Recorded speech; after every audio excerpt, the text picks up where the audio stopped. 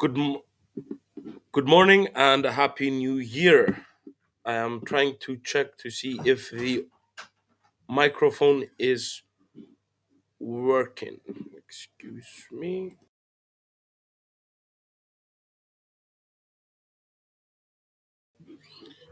Right, so starting as usual with the euro against the US dollar. As you can see, the euro tested our support level at S2 at 1.0220. It has since then rebounded, so validating that it is indeed the support level, has broken above our prior support turn to resistance level at 1.0330 and is currently taking aim for 1.0470. We would attribute the euro strengthening from the beginning of the year following the release of Germany's preliminary HICP rates. The HICP rates came in hotter than expected, implying persistent and an acceleration of inflationary pressures within Germany. It appears that perhaps within the last 15 minutes, the Eurozone's preliminary HICP rates were also released. So in the last 15 minutes, the euro is moving higher. So, two scenarios: either it came in as expected or hotter than expected. This implies that the Eurozone may refrain from aggressively cutting interest rates, which in turn could allow the euro to gain against the US dollar. Moreover, would like to note for the US dollar the release of the US JOLTS job openings figure later on today, in which the employment figure is expected to come in lower than the prior figure and thus could weigh on the US dollar. So essentially for today, we could be bullish for the euro against the US dollar and thus would maintain a bullish outlook as long as the pair breaks above that R1 level of 1.0470. Higher than that, we have 1.060 and then we have 1.0750. The chart is already prepared. We have our support and resistance levels. But if it does fail to break above R1, then we could opt for a sideways bias between S1 and R1, which you can see to the right hand side of your screens. Now, we would like to note for the US, we do have the ISM non manufacturing PMI figure later on today as well. So that may be of interest to Euro traders, pound traders, yen, loonie, and the Aussie, given that they are AUD USD, USD CAD, and then cable, and then USD JPY. So that may be of interest.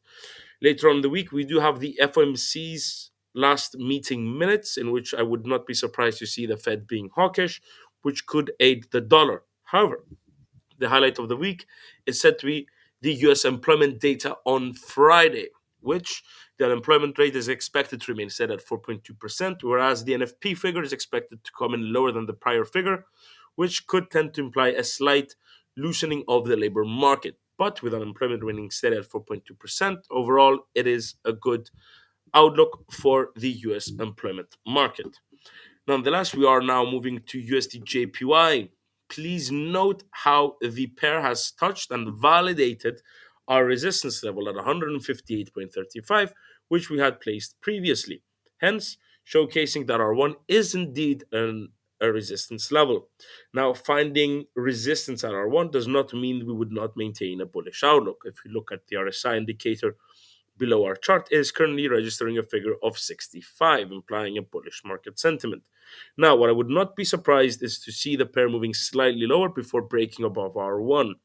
However, if it fails to break above R1, I would opt for a sideways bias between S1 and R1. So 155.35 and 158.35 would be our sideways moving channel. If it breaks below S1, we would opt for a bearish outlook with the pair potentially taking aim for support at 151.30. Now, I would expect the BOJ to continue hiking with the new year, whereas the Fed is expected to remain on hold and potentially cutting rates twice this year. If we look at the interest rate differentials, I would not be surprised to see the yen strengthening throughout the year and the dollar losing to it. So the dollar becoming slightly weaker against the JPY. For now, however, we would maintain a slightly bullish outlook as long as it does clear above that R1 resistance level. Moving on to cable, which is the British pound against the US dollar. I would like to I would like you to see the way the price action has reacted to that support level. Now, granted, the pair having broken below that support and resistance did not take aim for S2 at 1.2295. Yet, if you look at the daily candlestick upon which it opened at our support level of 1.2515.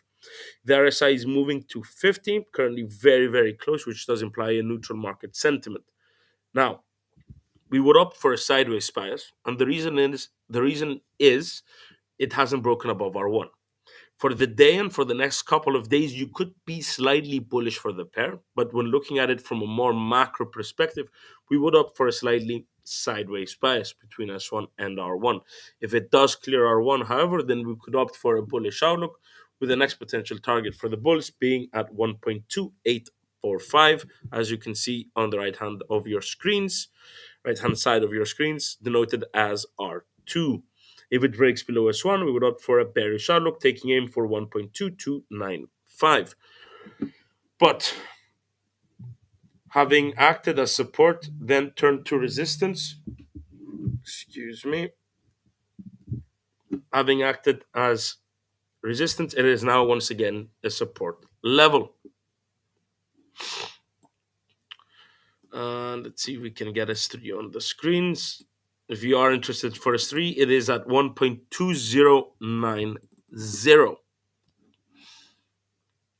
Now to the US dollar against the Canadian dollar. Now, the USD CAD is a very interesting one. We do have Canada's trade balance figure later on today, but the main issue that is being discussed is the resignation of Prime Minister Trudeau. Justin Trudeau has announced his resignation yesterday, and thus we are seeing the Canadian dollar rallying following those news. Trudeau is part of the Liberal Party. The opposition, the Conservatives, are currently leading the polls at 44.5%, if I'm not mistaken, with the Labour Party at a distant second place at 20%, roughly. Now, with the expectation that the Conservatives will be entering the government and taking control, the Canadian dollar is strengthening, having broken below that support level, which will now act as resistance and potentially taking aim for S2 at 1.420. As you may have noticed, I've adjusted that resistance level to show this double top and have moved it lower. That also means that I need to bring down my R2 and then my R3 resistance line. So we've moved, so this is R2, this will now be R1. It's going to be a bit difficult to see now.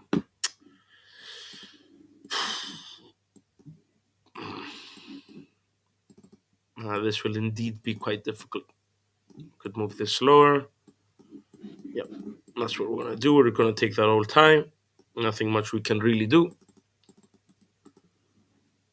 Let's put this at 1.4645.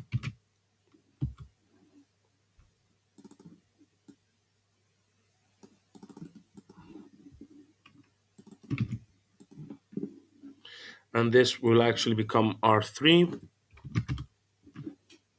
R2 at 1.4465.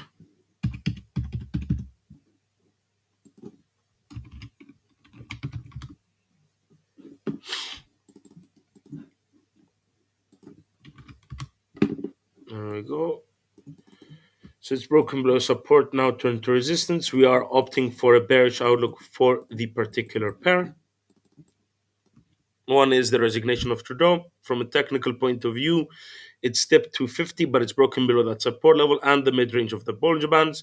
It does appear to be moving in a predominantly downwards fashion from the daily chart.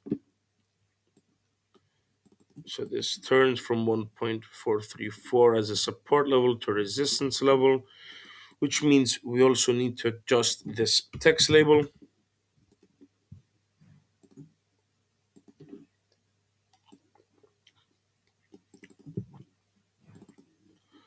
.420 now becomes a support level S1, and then we can keep S2 at 1.4088, but then we do require S3. Now, having seen the distance between R2 and R3, it's only fair that we do reflect that as well. at 1.3935. I'm using the lower boundary of this sideways moving channel that was broken. You can see that it did find support at this particular level. Once it broke above this prior resistance level, it turned to support and then continued moving higher. So this would be my S3 support line. As you can see, we are quite spot on with our support levels. Same goes for resistance. So the next potential target for the bears could be 1.420. We are maintaining a bearish outlook for the pair. Aussie slight strengthening. We would like to note Australia's CPI rates tomorrow. In addition, we're expecting the press conference by the PBOC at 10 a.m. Beijing time on Wednesday. So, if the Chinese government announces new measures to support their ailing economy, it could inadvertently also support the Aussie given their close economic ties. Now, if I extend this downwards moving trend line, which was incepted on the, let's say, 12th of September 2024, it is about to be broken. This R1 resistance line has since been violated by today's daily candlestick, and as such could act as our new support level if today's candlestick closes above. Let's see.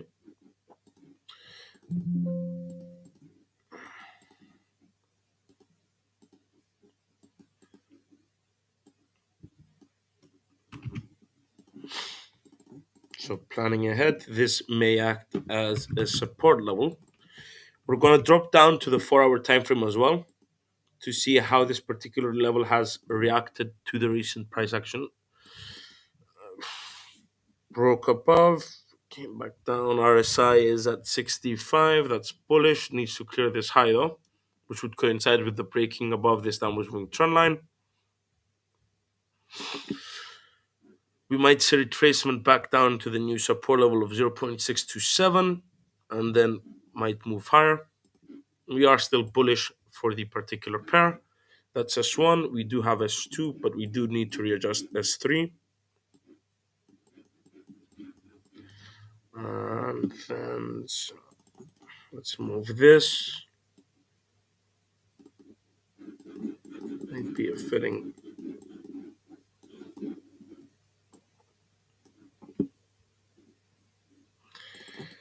So 0.6055. That's nice. So this would be S3.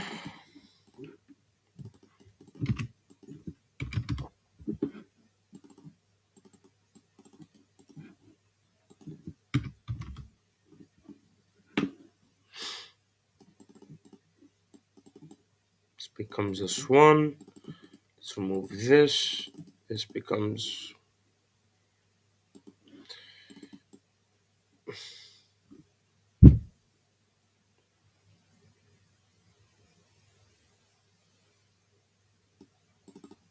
We're going to be readjusting our R1 resistance line. 0.6345.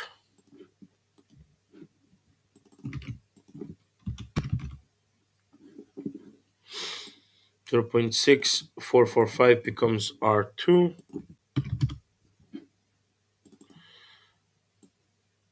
And then 0.6550 becomes R3.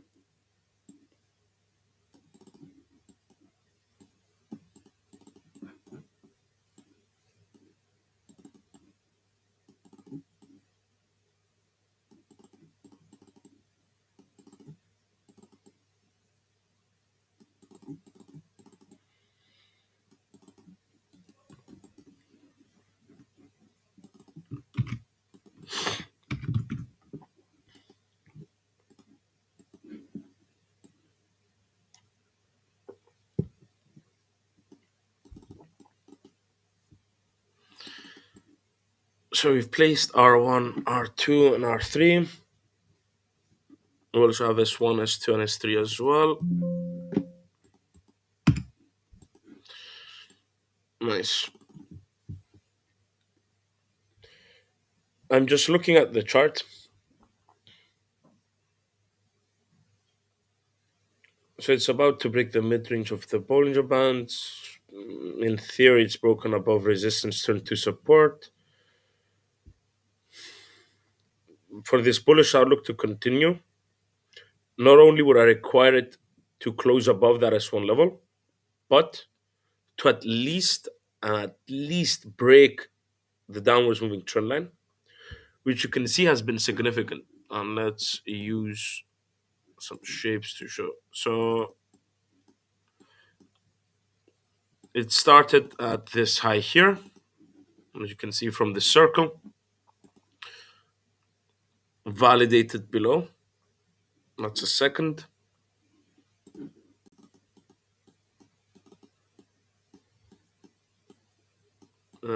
As you can see here, and then validated here and roughly here again. So it has been moving in a downward trajectory. So this is a significant trend line. If it does manage to break above, then yes, we could maintain our bullish outlook, but it does need to clear that R1 level as well. If it fails to do so, we opt for a sideways bias. If it doesn't break, if it does not break above that downward moving trend line, then would actually opt for a bearish outlook. Today and tomorrow could be very crucial for the Aussie. We did note we do have Australia's CPI rates. We also have China's PPI and CPI rates as well, which are set to be released on Thursday morning, if I'm not mistaken. We also have the FOMC's last meeting minutes on Wednesday during the American session. So that's late at night, though, for us. So it will be interesting for the Aussie. Very interesting week. Crude oil has broken above this sideways moving channel that has been incepted and has been validated since the it's middle of August towards September. 72.10 was our old resistance level, now turned to support. Next potential target could be 77.85. The RSI is supporting a bullish outlook as well. We are on the daily time frame. If we do drop down to the 4 hour, bit of hesitation from the bulls, could retrace, let's say, somewhere around here, gaining some liquidity and then moving back down to test the resistance turn to support level before continuing on its ascent. Looking at the daily chart, we might see a bit of a retracement today. We might see a bit of a retracement down to 72.10, and then it could continue on its ascent. There is a bit of an issue, however. One is the reason oil was gaining is there was a report that demand may be increasing in 2025, so that's bullish for oil prices. The issue though remains with China. They are going to they are most likely going to announce measures to support their economy, which in theory could increase demand for oil and thus could increase the price of oil. But in reality, the Chinese economy is still in deep, deep trouble. If they fail to do so, if they fail to fix their economy, then how prolonged will this increase in assumed demand be? They fail to do so, oil prices might have a bit of an issue. But looking at it from a daily chart and from a technical perspective, it is bullish. 65, bullish market sentiment, might see a bit of a retracement, would like to see it touching on 70 to 10, and then continuing potentially up to 77.85. Then we have 83.85, and then we had placed R4 at 89.45. So I am going to be changing R1 to S1, S1 to S2, and so on and so on. Same goes for the resistance levels. And this becomes S2, 61.45 becomes S3.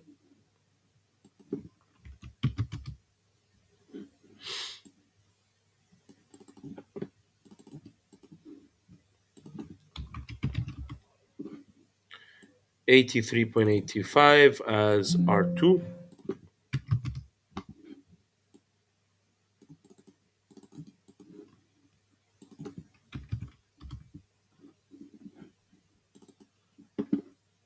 So we have our support and resistance levels. If it does clear this high, though, it could potentially aim for that R1 level. But I wouldn't be surprised to see some hesitation or at least a bit of a retracement. Still, we are maintaining a bullish outlook for WTI cash based on the daily time frame. That's a plus.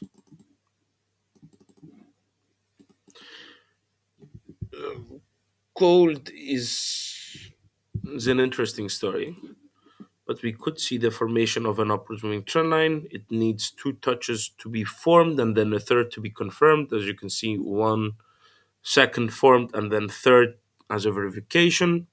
That in itself could be slightly bullish. The RSI is at 51 though, so it may be lacking the clear bullish momentum required to move significantly higher. But that being said, we could readjust our support and resistance levels. So 2665 could be our one. The reasoning is this candle's wick here and then it moved lower, tested support roughly at 2620. So that is a positive. The issue I do have, however, is that my S2 is significantly further away from S1. And that might not be the best option. As you can see, R1 and R2, and then there is a bit of a significant gap between S1 and S2. Hmm. We have two options.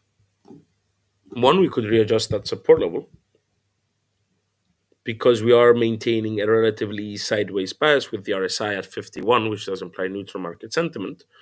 On the other hand, you do have an upwards moving trend line, which was verified by yesterday's wick. So that is a bit bullish. That being said, it did fail to break above 2665, which is a resistance level. So we are in a bit of a dilemma. If we move down to the 4 hour time frame, retracement and moving higher, cyclicality needs to break above that level. To be on the safe side, I will be adjusting the support level, so 2585. Now, you could easily argue that the distance between the two support levels, the support level and the resistance level, is significant, and you would be correct. But there is a possibility that this might move in a sideways fashion. So I'm willing to bring down that S1 level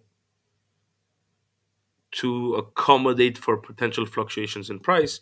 And given that we do have the NFP figure, it might be a bit prudent to give it much, much more breathing room.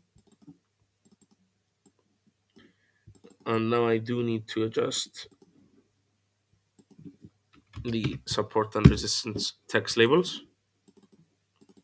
So this could be S2.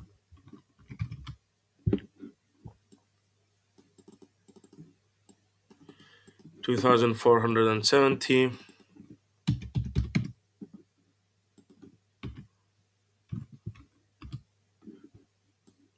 Now, I do understand that someone looking at it from a 15-minute time frame might find this uh, unusable, let's say. But on the other hand, if you add in daily support and resistance lines and then you drop down to a 4 hour or 1 hour time frame and it reaches that daily resistance and support level, it could be a very good indicator. One, it could meet heavy selling pressure. And thus you can see from at least the 4 hour perspective that it does make sense that there might be a bit of a retracement or selling pressure, and vice versa. If it finds a support level, you might find heavy buying pressure and might be a retracement.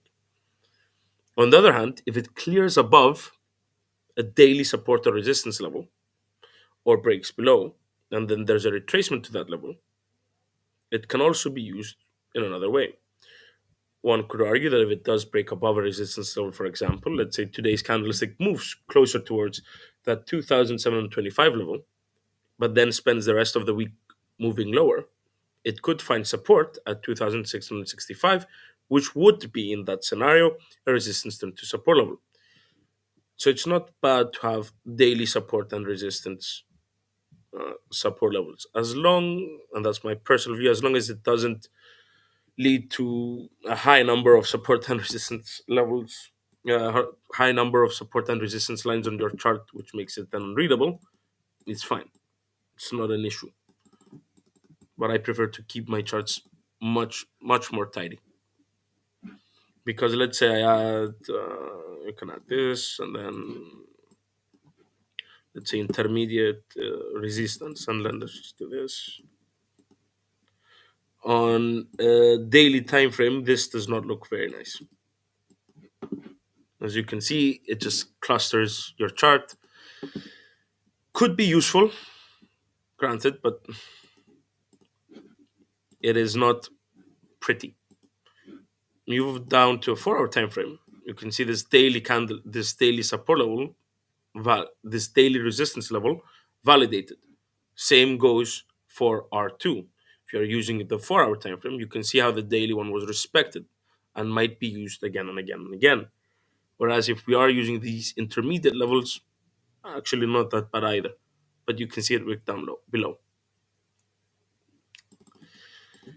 Nonetheless, we are going to be keeping our daily support and resistance levels. Now the question is, do we opt for a bullish or a sideways bias? A bearish outlook does not appear to be in the cards.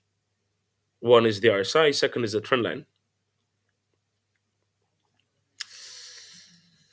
If it fails to break above R1, sideways, and then for that sideways bias to continue, I would require a clear break below the upwards moving trend line, but not below that S1 support level.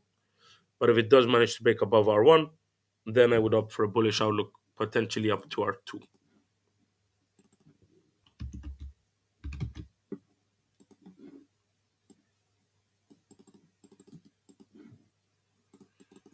So 2,725.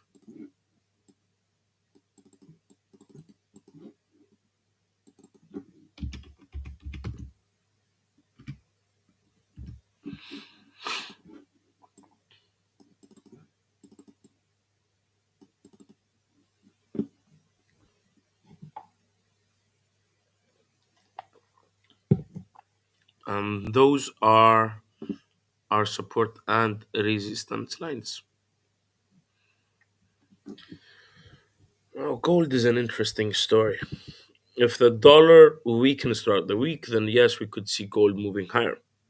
But we also do need to keep into account that we do have President Trump's inauguration on the 20th of January.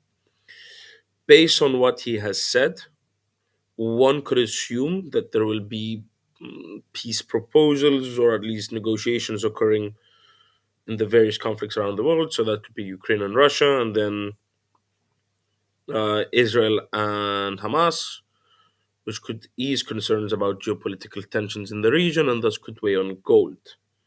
But for now, I think it's predominantly dictated by US financial releases. So up until then, might be impacted from the Fed's minutes and the US employment data. Moving on to Intel, as we can see, that S1 support level of 18.90 remains strong. R1 remains the same as well at 2210. It is a shame that Intel is not benefiting from this AI rally, but they do have issues. And that's their CEO, their structure, their sales. It needs a very strong revamp. For now, I wouldn't be bearish completely for the company stock price. Instead, I would opt for a sideways bias between S1 and R1. As you can see, 1890 and then 22.10. That is slightly supported by the narrowing of the Bollinger Bands. But if you look at their sites on 40, which does imply a bearish market sentiment. So, predominantly two scenarios, either bearish for Intel or sideways. A bullish play does not appear to be on the cards currently, but we will keep monitoring the company's stock price. And that is what I said. I'm looking at Microsoft's, the chart we have for Microsoft. This is one of the issues that you have when you add a lot of stuff together. We have unbalanced volume, we have the RSI, then we have Ichimoku. as you can see, it's a bit of a cluster. Now, purely from Ichimoku, the conversion line has crossed below the baseline, which does imply a bearish outlook for the company. The clouds between lagging span 1 and lagging span 2 has narrowed and could flip, so that might be bearish. But let's remove the indicator. It did break below S1, broke below S2, failed to break below S3, and is now resting above S2. This could be simply a retracement for the company's stock price and might continue its downward trajectory, but that remains to be seen. Nvidia had a very nice announcement yesterday at CES 2025. Announced their new GPUs. I haven't really read that much into what they have announced. We do have a gap up, which is positive in itself. We might see retracement today back down to potential resistance at 145.50 before continuing higher. That is now resistance turned to support. We can use 152.65, just shy of testing R2 as our next support level. ExxonMobil, as you can see, once it broke below that S1 support level of 111.75, it broke below S2 of 107.60. That being said, it has since crossed above that old support, turned to resistance, now turned back to support level. But this might simply be retracement. The RSI indicator was below 30, which does imply an oversold market. So this could be a retracement before continuing lower.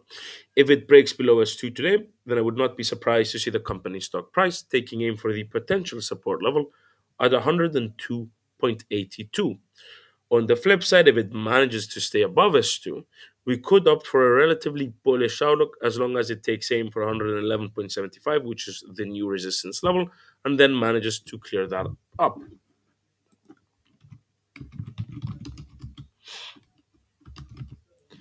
And then let's see.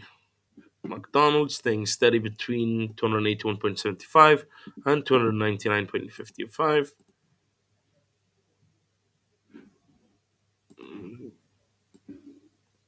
Not bad for Japan stock market. I would be bullish. IBM, LVMH, not bullish yet. Still relatively sideways between 594.54 and 665.7. Heavy exposure to China, and since we are concerned, might be bad for the company stock price. And Lockheed Martin, as you can see, does appear to be moving in a predominantly downwards fashion. Let's see Volkswagen recovering nicely. Google moving hard. Deutsche Bank bad. JP Morgan. This is bad. But time will tell. We will look at the US stock markets in tomorrow's live technical analysis. That does it for today. We'll talk tomorrow, same time, same place. We'll see what happens today with the financial releases I mentioned before. And then we will go in depth as to what they mean for the markets in tomorrow's live session.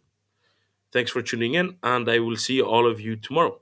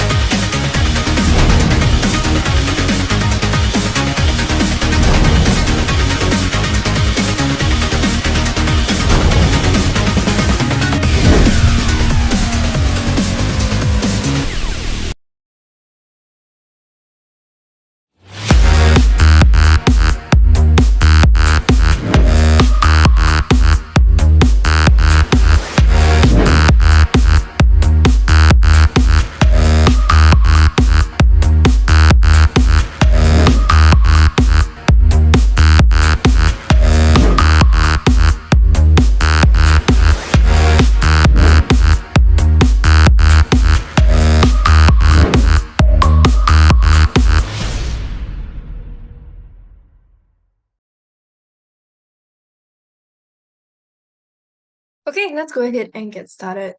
So as usual, a risk warning and disclaimer. Our products are traded on margin and carry a high level of risk. It is possible to lose all your capital. These products may not be suitable for everyone, and you should ensure that you understand the risk involved. The information in this webinar should not be considered investment advice um, or an investment recommendation, but instead educational material only. This material is just the personal opinion of the author, and the client's investment objectives and risk tolerance have not been considered. IronFX is not responsible for any loss arising from any information contained herein, and redistribution of the material is strictly prohibited. I'm Melanie, and I'll be your speaker for today. I'm an investment analyst from Rocket, who are finalists for Best FX and Equity Research in the years 2019 to 2021.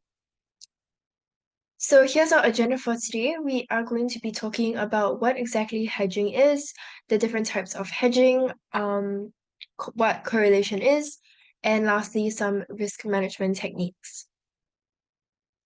If we have time at the end, we might go through some charts.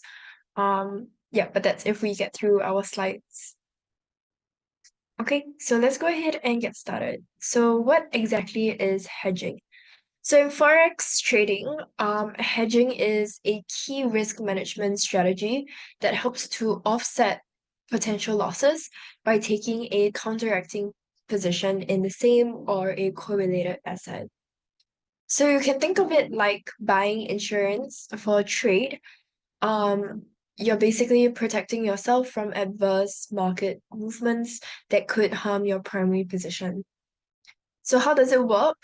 When you enter a trade, you're essentially balancing the risk of your initial position by opening an opposing trade. So this counter position can reduce or even neutralize your losses if the market moves against your main trade. So the example I have here is, suppose you are holding a long position on the euro dollar because you expect euro to strengthen against the US dollar. However, there's an upcoming economic event, perhaps a Federal Reserve announcement, that could create volatility. So to hedge, you open a short position in euro dollar to balance out your initial position. So if the euro weakens and the euro dollar drops, the loss in your long position will be offset by the gain in your short position. So in essence, your potential loss is minimized because gains from one position offset losses in the other.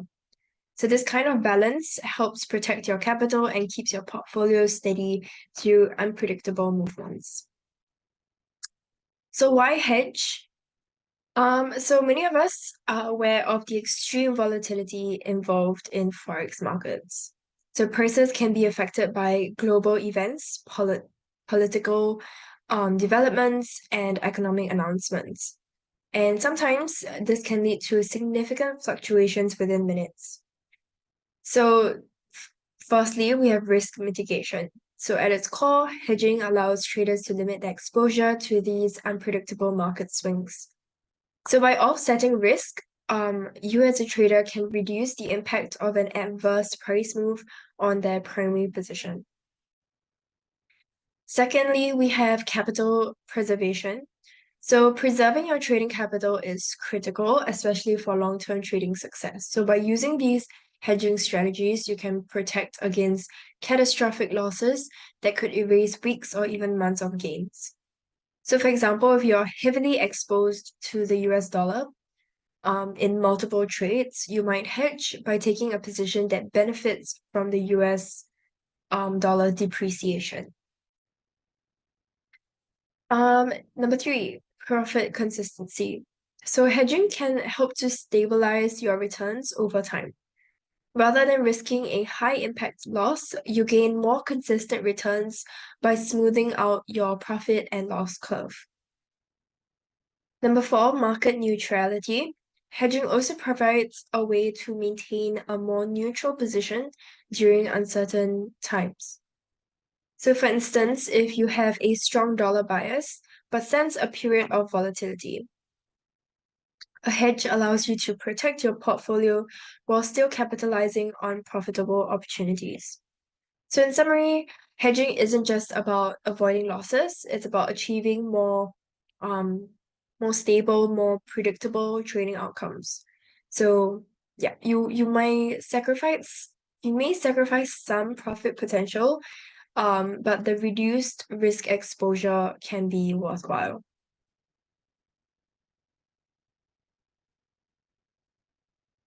Okay, so let's talk about the different types of forex hedging strategies. Firstly is direct hedging. So this is the simplest and most commonly used method. Excuse me. And what exactly it is basically opening and offsetting position in the same currency pair. So the example I have here is if you're long on euro dollar, you would open a short in euro dollar as a hedge. Cross hedging, this approach uses correlated currencies to create a hedge. So if you're long on pound dollar, you might go short on euro dollar or dollar yen because they're historically correlated. Options-based hedging. Forex options provide a more flexible way to hedge. Options give you the right to buy or sell at a predetermined price without the obligation to do so. So this flexibility helps you to manage risk while keeping costs low. And lastly, forward and futures hedging. This involves locking in a currency price for a specific date in the future, either through a forward or futures contract, and it's commonly used by corporations to hedge against currency risk in international trade, but can also benefit individual traders. So each of these methods basically offer unique benefits and cons as well, depending on your trading style, your risk tolerance, and market outlook. So in the next slides, we'll go through each of these strategies in more detail. And we're going to start off with direct hedging because it's the most straightforward method. So it involves holding both a long and short position in the same currency pair. So for example, if you're long on dollar yen, you would open short on dollar yen position, and this directly offsets the movement of your original position, reducing your overall risk. Pros is that this approach is simple and effective, especially in highly volatile market conditions. So you don't have to worry about correlations with other pairs as you're hedging within the same currency pair. Cons is that direct hedging can limit your profit potential, since gains on one side offset losses on the other. Additionally, because you're holding two positions, transaction costs like spreads and swaps can add up pretty quickly, making it important to monitor your trades closely. So let's say you're long on dollar yen, expecting the dollar to appreciate against the yen. However, due to upcoming geopolitical events, you're unsure if this appreciation will occur. So to protect yourself, you open a short position in the same currency pair, dollar yen. And if the dollar weakens, the short position compensates for the loss on your long position. So direct hedging is basically, it's quite often used by beginners since it's quite simple, but you want to always remember to account for the additional costs involved when you are holding two opposing positions. Okay, next, let's look at cross-hedging. So cross-hedging takes a different approach by using correlated currency pairs to hedge a position. So in cross-hedging, you identify a currency pair that moves in a similar way to your original position but isn't the same. So for example, if you're long on pound dollar, you might short the euro dollar because the two pairs are often correlated with the US dollar. So an example here is suppose you hold a long position on the dollar yen, betting on US dollar appreciation against the yen. To hedge, you open a short position on euro dollar, and since both pairs have USD as the base currency, a movement in the dollar will affect both positions. Advantages is that it's more cost effective because spreads on certain pairs may be narrower than a direct hedge. It also provides some flexibility since you're not fully canceling out your exposure to the main currency. Um, Risk-wise, the primary risk here is correlation risk. While pairs may generally be correlated, they don't always move in perfect tandem. So in some cases, the pairs may diverge, leading to unanticipated losses on both positions. So overall, cross-hedging is ideal for experienced traders who have a pretty good understanding of currency correlations and want to hedge cost effectively. Okay, now let's talk a bit about correlation and what exactly it is. So what exactly is correlation? It basically refers to the statistical relationship between two financial instruments or assets, such as stocks, currencies, commodities, etc. So positive correlation means that the two assets are moving in the same direction, and a negative correlation means that they're moving in opposite directions.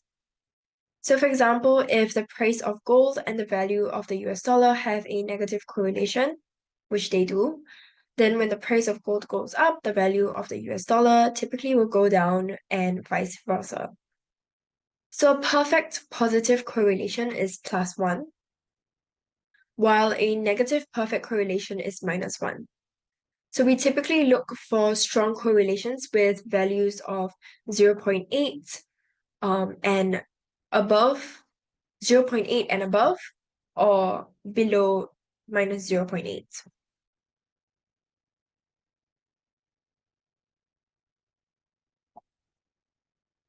Okay, so we already talked about how correlation helps you to manage risk and it's a form of hedging as well.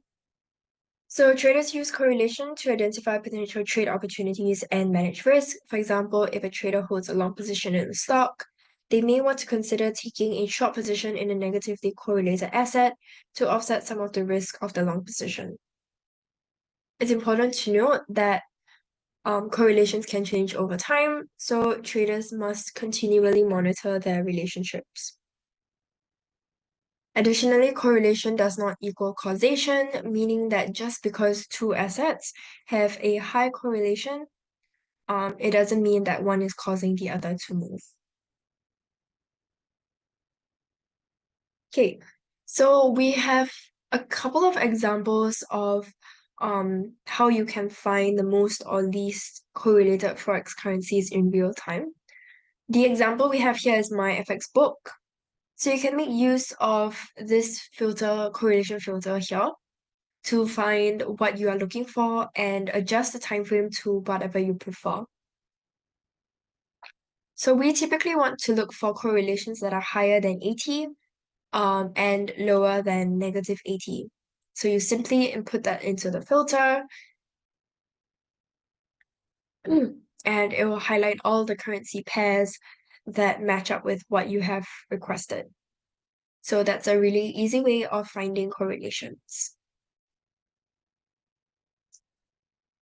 We also have another table from CMC, and this shows you how the different currencies relate to one another as well.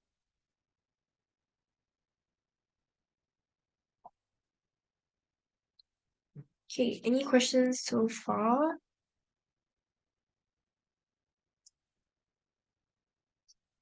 Okay, so let's now look at some examples. So some positively correlated currencies are the AUD and Kiwi dollar. We also have the euro and the pound, dollar index, CAD, and franc. So for this example, I'm using Aus franc and Aus CAD because it's giving us a 84.2% positive correlation, which is quite positively correlated. Okay, because remember we said we only consider it to be positively correlated if it's above 80 or below. Yeah. Positively correlated if it's above 80, negatively if it's -80. Okay. So here, this is a chart of the Aus franc price chart. This is on our daily time frame. And this is what our Australian Canadian dollar looks like. Okay, so if we compare the two, you can see our AusCAD on the daily time frame is quite similar in if we're just talking about the shape of price.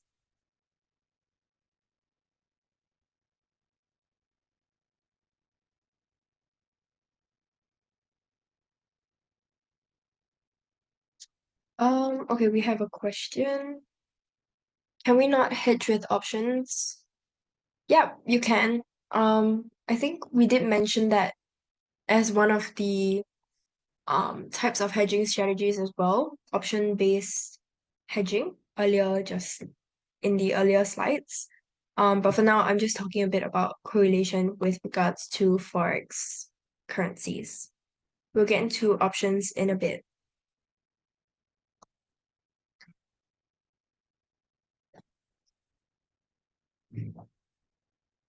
Yeah, so back to what I was saying, yeah, this is a tool on TradingView that just allows you to compare the two different price charts on the same price scale so that you can see exactly how positively or negatively correlated they are. Another example we have is the pound dollar and pound yen, and you can see that the shape of the price charts are very similar. Yeah, so both are also very positively correlated. Another example here we have Kiwi yen and Oz yen. As I mentioned earlier, Oz and Kiwi are historically pretty closely related as well.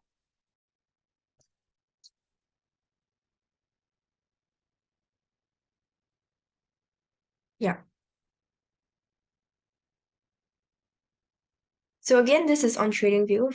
Just by the from the price charts, candlestick charts, you can already see the similarities in the shape.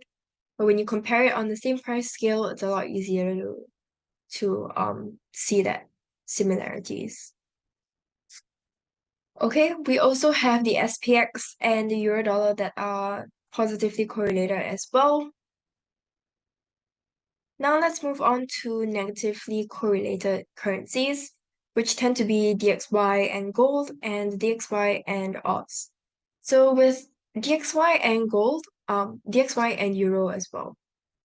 Okay, for DXY and gold, they are negatively correlated quite often or normally, simply because they're both safe haven assets. So if the dollar index drops, we'll typically expect the price of gold to go up.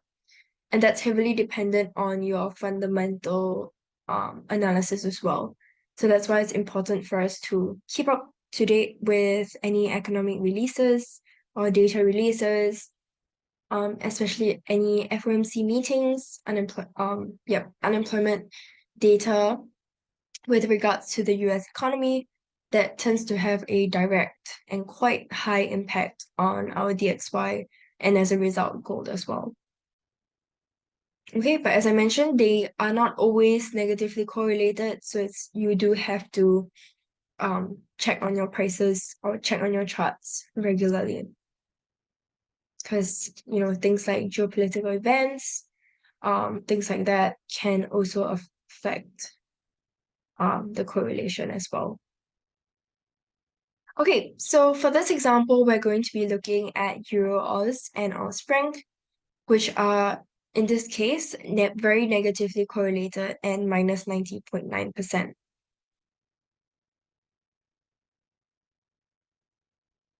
Okay, so looking at a couple of examples, Oz franc. So you can see prices moving above the Ichimoku cloud. So that's a pretty bullish signal. Whereas on our Euro Oz, prices are moving below, giving us a pretty bearish signal.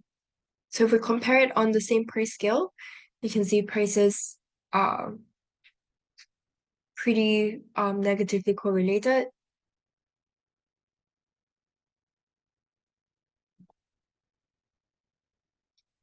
Okay, and another example here, we have Aus dollar and dollar CAD, very negatively correlated as well.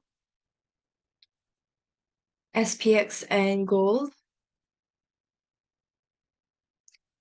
and DXY and gold as well. Okay, I think you guys kind of get it by now. But in this example, we're kind of using correlation to identify breakouts. So the breakouts we're talking about here are breakouts out of this resistance level or support level in the case of the XY here. So here we have a resistance level with two swing highs. And we can see prices breaking out of the that resistance level for gold. As for dollar or DXY, we have that same um resistance or support level, okay, with the two swing lows. So we're expecting price to break out of it again just further down the line. So you can see here at 10:02, prices broke out of that resistance level. Now on our DXY, prices broke below it after that timing, 1 o'clock. Okay. Okay, now let's talk about options-based hedging. So options-based hedging is a more sophisticated approach that offers flexibility, allowing you to manage risk without committing to a specific position. So a Forex option provides the right, but not the obligation to buy or sell a currency pair at a specific price by a particular date. So you can choose to let the option expire if it's not advantageous. Benefits, there's flexibility. You can let the option expire if the market moves favorably, making this a versatile strategy. Cost effectiveness as well. Options generally have lower upfront costs compared to maintaining two active positions in direct hedging. So an example of this, imagine you are going long on the euro dollar and you're expecting a rise. So, however, you are concerned about a potential drop. So you buy a put option on euro dollar. So if the euro dollar indeed falls, the options gain value, offsetting losses on your primary position. So options can be overall quite powerful tools for traders, but selecting the right strike price and expiration requires understanding premiums and the options time decay. So they're well suited for traders who are looking for hedging flexibility without needing constant monitoring.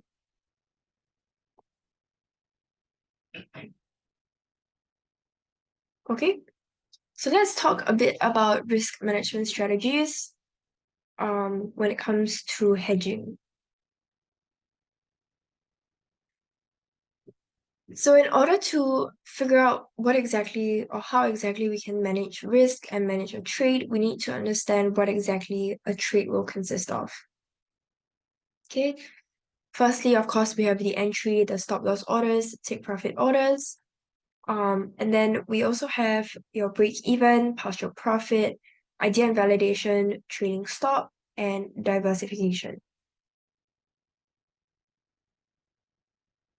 So I guess I'll just go through this side of things. Break even is pretty self-explanatory, I think. It's basically, and we'll go through it more in depth on how we do things.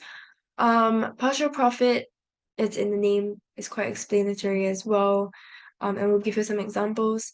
Idea and validation, basically happens when you are going in for a trade and you are admitting that um there's a certain position where price exceeds that and you're trying to get out of that trade basically. Yeah, that's your idea and validation point, and that's where you get out of the trade. Trading stop loss, this strategy basically involves adjusting the stop loss levels as the price moves in the trader's favor. So it basically allows for profits to be protected while giving the trade room to continue moving in the desired direction. Okay, and lastly, diversification, of course, spreading out investments across different assets, markets, and sectors helps to reduce your overall risk. Hedging also helps to do this as well. Okay, so firstly, where you place your stop loss and your take profit are really important. So here we're talking about trade management with confluence, and confluence here we're talking about is Fibonacci confluence. So starting off with our stop loss, you want to make sure that your stop loss is always placed beyond a key Fibonacci area. So key Fibonacci area basically is when two or more Fibonacci levels line up in that same area. That's a confluence area. Okay, these areas are important because more often than not, prices tends to be attracted to these areas, but it might not be able to break out of it. Okay, so firstly, stop loss should be placed beyond because if your stop loss is placed right before, excuse me, you will most likely get stopped out before the market reverses. And that's also one of the reasons why most people wonder why they got stopped out right before the market starts to reverse. And then they start complaining about stop hunting.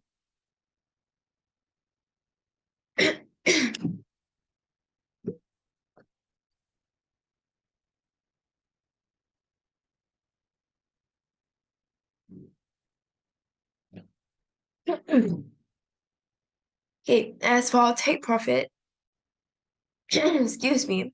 So as for take profit, we should always place it before a key Fibonacci confluence area. Reason for this is because when price reaches your Fibonacci confluence area, there's a high chance that it won't be able to go beyond it, and instead of reaching your profit target, it reverses back to your entry or even worse, your stop loss. So that's also one of the reasons why people complain that the market is being manipulated because they missed their take profit by 1 pip. So if you look at the image I've included here, this is for the example of a buy entry. So in the case of a buy entry, your take profit would obviously be above your entry level. And in this case, we will be placing it below or before your confluence area. Stop loss will be placed below or beyond your confluence area.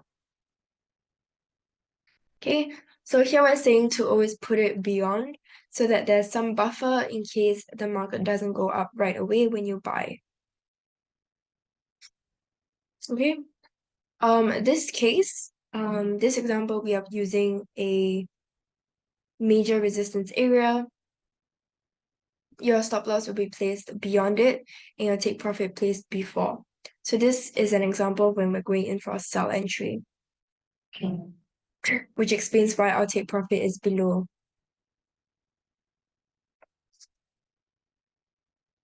Okay?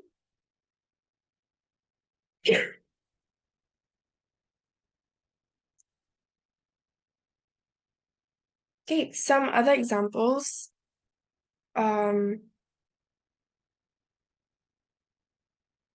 Of risk management techniques. Earlier, we mentioned the trading stop loss. So what exactly it is it's a type of dynamic stop loss order that is set at a certain percentage or dollar amount away from the market price. So the idea behind a trading stop loss is to lock in profits while giving the trade room to breathe, as the stop loss follows the market price as it moves in favor of the trade. So the example here is, let's say you buy a stock at $100 and you set a trading stop loss at $10. So as the stock price rises to 110, the stop loss will follow. Now at $100, 110 minus $10. So if the stock price drops to 110, your stop loss will trigger, selling your position and protecting your profits. So this allows traders to manage risk and lock in profits dynamically as the market moves. And this is different from a fixed stop loss, which we talked about before, which is set at a specific price and doesn't change as the market moves.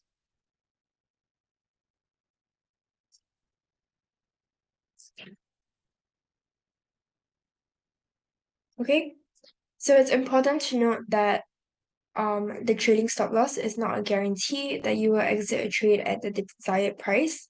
Market conditions such as gaps or rapid price movements can trigger a stop loss order before it reaches the desired level, leading to an unexpected exit from the trade. Therefore, it's important to use trading stop loss in combination with a solid risk management strategy. Okay, let's talk a bit about the different methods of using a trading stop loss. Excuse me. So here's a summary of all the different types of trading stop loss methods that we'll be going through today. Sorry. So first is the moving average indicator, which I think would probably be the most common, followed by our parabolic star, chandelier, ATR indicator, um, support and resistance levels, and just a combination of all of these methods. Okay.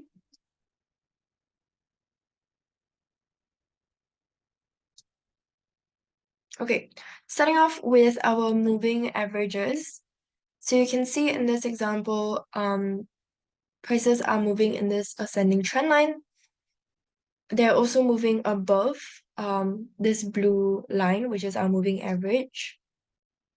And we're going in for sell entry because we're expecting prices, or you can kind of see prices breaking out of the ascending trend line and also breaking below this support level. Okay, so it broke out, and our trading stop loss is triggered once price crosses over our moving average indicator. Okay, which basically suggests a change in trend. See, so it got us out before this happened. So next, we're looking at a trend line breakout. Here we have prices also moving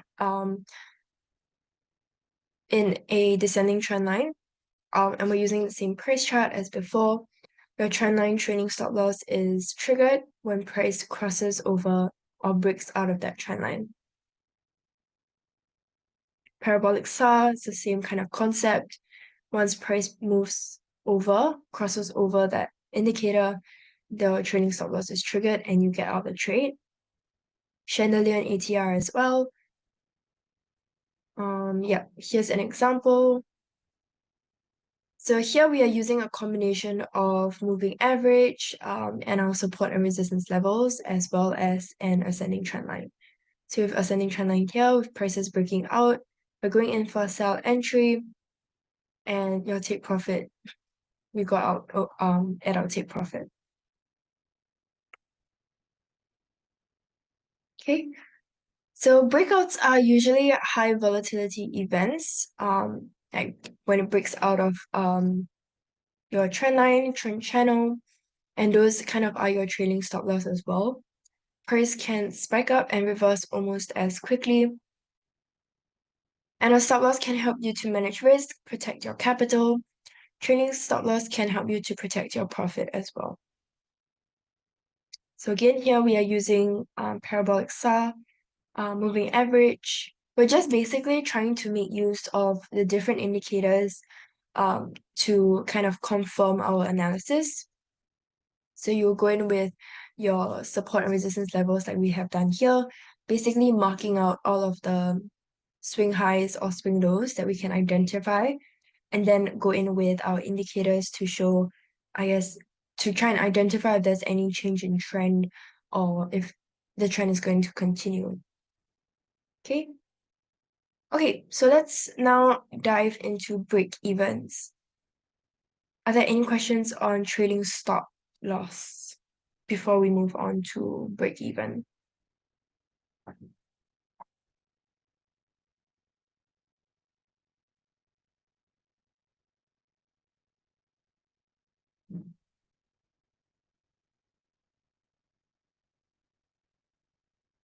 No, all good.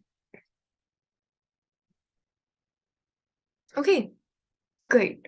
So next, the next risk management technique we're going to talk about is break even. Um,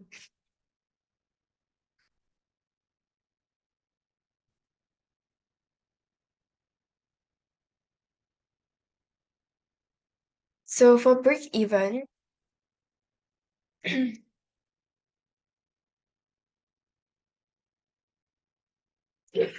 it's basically a level, excuse me, where you are in profit and you recognize that there is a risk of reversal back to your entry. So it's basically you saying if I'm right, price should go all the way to my target, but if I'm wrong, you should get out. Okay. Okay, we have a question. Can we use Heigen Ashi candles to define SL? Yeah, you can. Um, and you can also use that for trading stop loss as well, based on your candle color. So one simple approach to adjust your stop loss when the color changes is basically when it signals a potential trend reversal. So if in a long trade you set your stop loss just below the most recent HA low, um, then in a short trade, you will place the stop loss above the most recent HA high.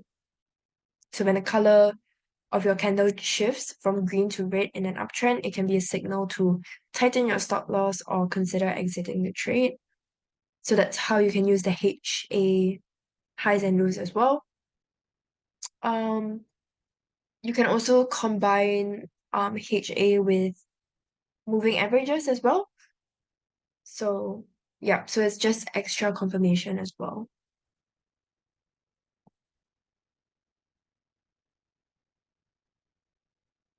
Okay.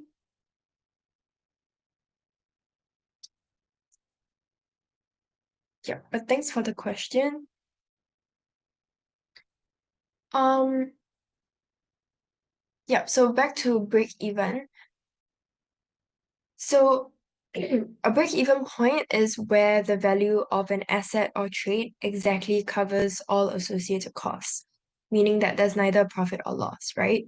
So for forex traders, it's the price where, or the price level where gains from a position offset its costs, including any entry fees, spreads, or any other transaction costs. Okay, when we're talking about hedging, just moving away from this slide a little bit, it becomes a bit more complex because you often have opposing positions, like we talked about before, with direct hedging or even options-based hedging. Since you are for direct hedging, you are going for both long and short positions. The break even would occur when the total combined gains of both trades equals the transaction costs. So that would include your spreads, your swaps, etc. For options-based hedging, the break even is reached when the underlying currency pair moves enough to cover the option premium. So if you bought a put option, for example, the break even would be the strike price minus the premium paid.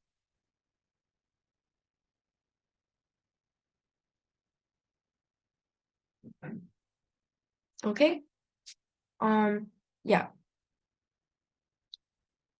So just to clarify, since we are talking about break even and we are also talking about hedging, break even is quite an important concept since it kind of determines the minimum performance that you need to cover your costs and also avoid a loss. Okay, now back to the slide. This is just a risk management strategy as well of or like a suggestion of where you can place your stop loss or your take profit. Um, Oh, in this case, we are looking at a modified stop loss.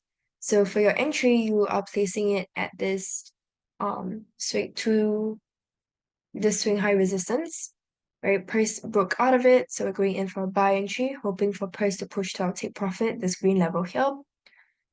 Our original stop loss is way below here, below this swing low. But once price has broken above this break-even level, we would then move our stop loss all the way up here to our entry. Okay, so that it protects our position. So if price continues to rise, that's great, but if it reverses, we want to make sure that we're protected over here. Okay, so it's a good thing that we did because price then reversed and we got out of this losing trade at break even.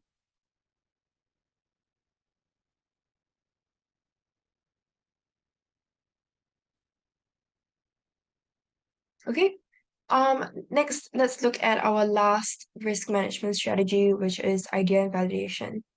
So I mentioned earlier, it's basically placed before your stop loss. It's a level where you admit that you're wrong and you want to get out ASAP. So when this level is reached, your take profit is moved to your entry instead, giving you a small chance to get out at break even. So earlier we were moving our stop loss. Oops. Oops. Why is it not going back? Yeah. So earlier for break even, we're moving our stop loss to our entry. Here we are moving our take profit to our entry instead. Okay. So your sell entry, we're hoping for price to drop all the way down to our take profit over here. And you can take note of where we place our take profit as well. We place it before this support level, since there are 3 swing lows in the support. As for our stop loss, we're placing it beyond this huge resistance area here with the swing high. Okay, so price reversed and it triggered our idea and validation level. So then we'll move our take profit up to the entry level instead. Okay, so this got us out of a losing trade before price rose further and would have us stopped out.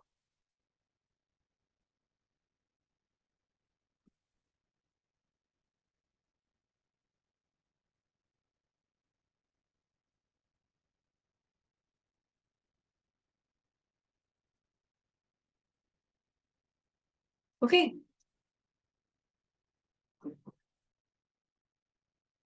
Are there any questions?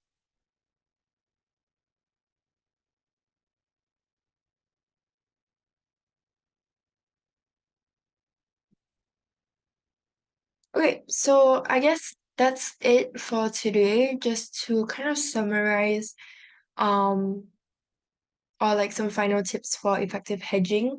Firstly, is to understand correlations if you are interested in that kind of hedging. Next is to watch the costs because hedging costs can eat into your profits as well. So you want to make sure that you keep an eye on your spreads, your premiums, and other fees, and also avoid over hedging. So if you hedge too many positions, it can complicate your portfolio and reduce your returns. Okay, thank you guys for sticking with me through the session. I will stay around. If you guys have any questions, just let me know in the chat. If not, yeah, I hope you guys found this session helpful.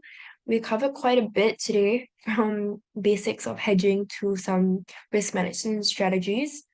So yeah, um, yeah, have a great rest of your week, and I will see you guys again next week.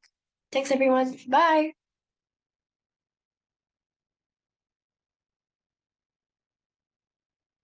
And if you guys liked me, feel free to connect with me on LinkedIn. It's just my name, Melanie Chong. Yeah. Otherwise, I'll see you guys again next week. Thanks, everybody. Bye.